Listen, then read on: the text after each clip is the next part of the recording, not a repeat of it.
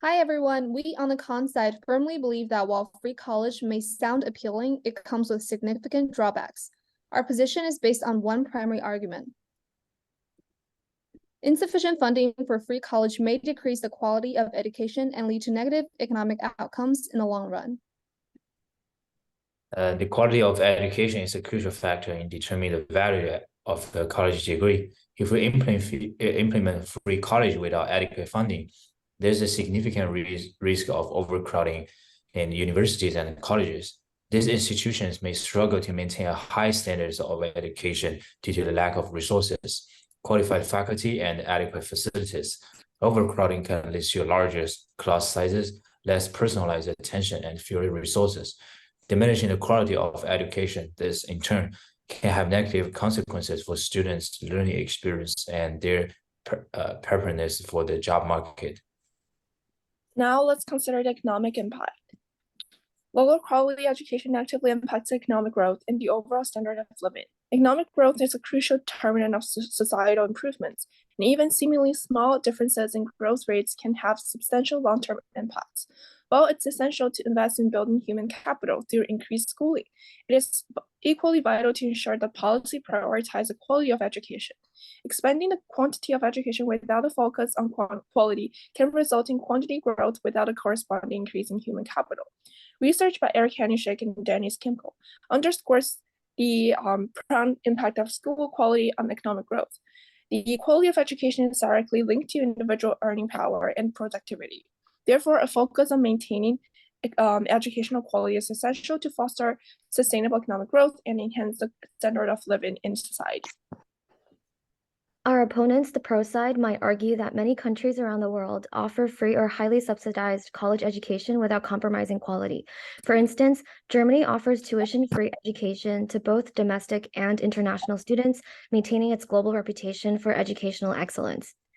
However, while it is true that many countries offer free college education, it's essential to acknowledge that U.S. universities continue to dominate global rankings. The evidence from countries that have and previously had free college systems, such as Germany and England, is that government funding typically doesn't keep up with the costs required for those institutions to remain competitive on a global stage. Governments tend to place caps on enrollment and caps on funding over time, and so the colleges decline in quality. 120 years ago, German universities dominated the list of top universities in the world. 8 of the 10 leading universities in the world were located in Germany, according to Harvard Business School. Today, there isn't a single Germany university in the top 10 worldwide. To look into this in more detail, the experience of England shows that free college isn't a good solution to boost quality and equity in higher education. In fact, it demonstrates that a free system can hinder progress in these areas. Before 1998, public universities in England provided tuition-free education, but as demand for college-educated workers increased, the system began to struggle due to inadequate funding.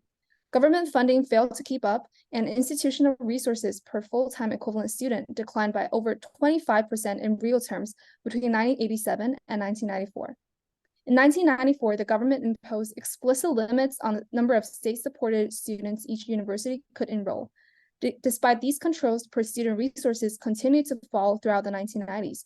By 1998, funding has fallen to about half the level of per-student investment that the system had provided in the 1970s. In addition, even as enrollments rose overall, low-income students fell further and further behind despite the zero price tag. This figure shows that the gap in degree attainment between high and low-income families more than doubled during this period, from 14 to 37 percentage points. In summary, the experience in England before the 1998 reforms illustrates the key challenge of a free university system: insufficient resources. A lack of funding can lead to declining quality, caps on quantity, and less support for the neediest students with additional costs. In conclusion, our stance on the con side remains firm, as demonstrated by English experience before 1998 reforms. Implementing free college without adequate funding poses risk to every essence of education, its quality. Our concern extends beyond the immediate appeal of free college to long-term consequences for both educational system and the economic well-being of individuals and society as a whole. Thank you.